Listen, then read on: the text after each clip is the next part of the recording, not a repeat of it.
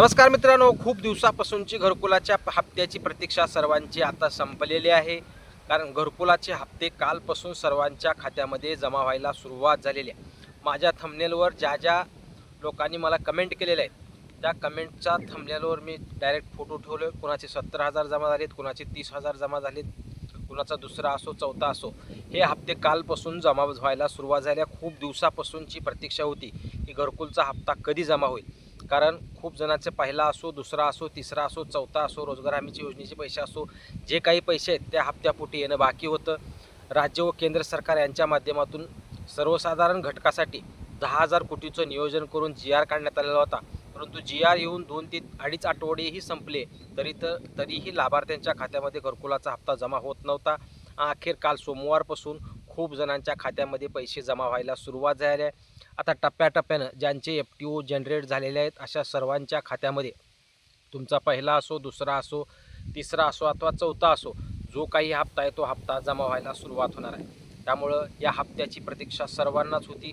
खूप जणांचे FTO generate झाले नसतील, खूप जणांचं ऑर्डर शीट निघाली नसेल, तरी आता निधी आल्यामुळे याही प्रक्रियेला तातडीने गती येऊ शकते. खूप जणांची FTO जनरेट होऊन निधी दाखवला जरी असला तर तो निधी खात्यामध्ये पडलेला नाही. काही लोकांनी मला कमेंट केल्या की FTO जनरेट होऊन अमाऊंट दाखवली जात आहे, परंतु खात्यामध्ये जमा झालेली नाही. नियमाप्रमाणे 5 ते 7 दिवसाचा त्याला मुदत असते, परंतु तो रक्कम तिथं कायमस्वरूपी दाखवली जाते.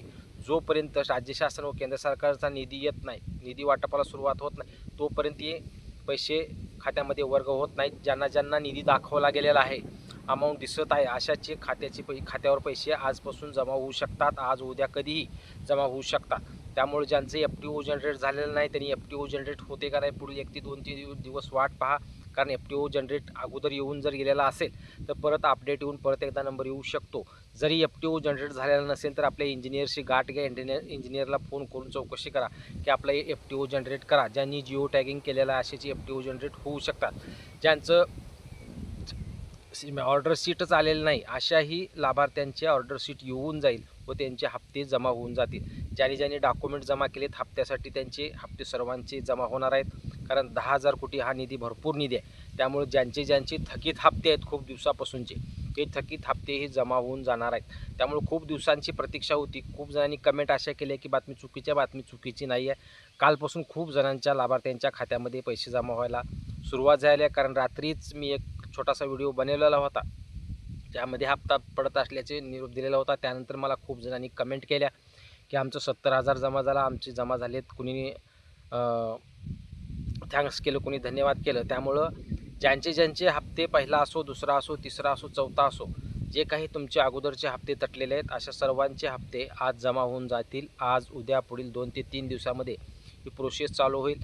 आता काहींनी कमेंट अशा केल्या की आमच्या जिल्ह्यात कधी. आता मला अहिल्यानगर परत काही जिल्ह्याचे वेगवेगळ्या जिल्ह्याचेही मेसेज आलेले आहेत. त्यांनी स्वतः सांगितलं की आमच्या या जिल्ह्यामध्ये जमा होत आहेत. त्यामुळं एकाच जिल्हा किंवा 1-2 जिल्ह्यामध्ये हे पैसे जमा होणार आहेत. कारण अख्ख्या महाराष्ट्रामध्ये ज्यांचे घरकुलाचे हप्ते पेंडिंग आहेत अशा सर्व जिल्ह्यासाठी निधी वर्ग करण्यात आलेला आहे. त्यामुळे ज्या जिल्ह्यामध्ये पेंडिंग असलेले हप्त्यांचे लाभार्थी आहेत अशा सर्वांच्या खात्यामध्ये तुमचा पहिला असो, दुसरा असो, तिसरा असो, आता चौथा असो, जो काही हप्ता आहे तो हप्ता जमा होऊन जाईल. काळजी करू नका. कारण पुढील 2 ते 4 दिवसामध्ये 4-5 दिवसामध्ये सर्वांचेच हप्ते खात्यामध्ये वर्ग होऊ शकतात. खूप जणांची FTO जनरेट नसले तरी मी सांगितल्याप्रमाणे अगोदर FTO जनरेट होतेत का 2 ते 3 दिवस वाट पहा किंवा तुमच्या इंजिनियरशी भेट घेऊन परत एकदा FTO जनरेट करण्यासाठी त्यांना विनंती करा. हीच एक अपडेट द्यायची होती. काही गडबडीमध्ये काल व्हिडिओ बनवता आलेला नाही. कालपासूनच सर्वांच्या खात्यामध्ये पैसे जमा होत होते. त्याचबरोबर ज्यांचे 35,000 रुपये अनुदानासाठी काहींनी कमेंट केलेले आहेत. सर्वसाधारण घटकासाठी जेव्हा निधी मंजूर होईल व ज्यांचे घराच्या कंप्लीटचं जे टार्गेट आहे ते पूर्ण होताच 35,000चं अनुदानही त्यांच्या खात्यामध्ये जमा होणार आहे. दुसऱ्या टप्प्यामध्ये ज्यांचे घरकुल आहेत अशांचे 35,000 रुपयेचे अनुदान जमा होऊ शकतं. परंतु या निधीमध्ये होऊ शकणार नाही. काही जणांचे जमा झालेत, काही जणांचे जमा व्हायचे राहिलेले आहेत. त्याबाबत त्यासाठी जर सेपरेट अपडेट आली तर अपडेट निश्चित देऊ. घरकुलाबाबत कुठल्याही हप्त्याबाबतचे अपडेट कायम आपले व्हिडिओवर येत जातील. तुम्ही जर चॅनलवर नवीन असाल तर चॅनलला सबस्क्राईब करून ठेवा. चॅनलला जास्तीत जास्त शेतकऱ्यापर्यंत व्हिडिओ शेअर करा.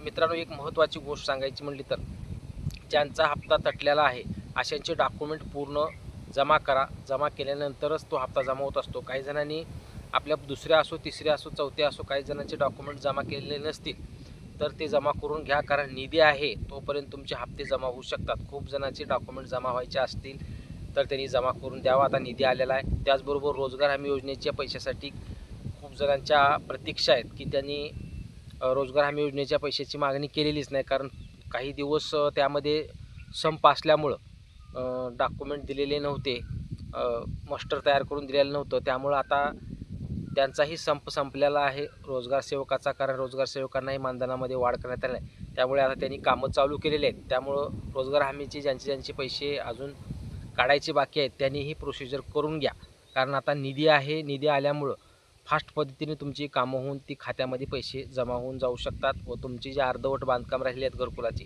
तीही पूर्ण होऊन जातील. हीच एक अपडेट सर्व लाभार्थ्यांना द्यायची होती, कारण खूप दिवसापासून घरकुलाच्या हप्त्याची प्रतीक्षा सर्व लाभार्थी करत होते, कारण मध्ये निवडणुका आल्यामुळं खूप घाई गडबडीत कुठलाही निधी घरकुलच्या हप्त्यासाठी मंजूर झालेला नव्हता आणि त्यामुळे खूप जणांचे हप्ते तटून होते आणि अखेर आता पैसे त्यांच्या खात्यामध्ये जमा व्हायला सुरुवात झाली आहे.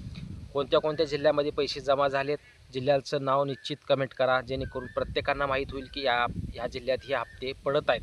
त्यामुळे कमेंट करताना निश्चित करा. काही अडचण असली तरीही निश्चित कमेंट करा. धन्यवाद.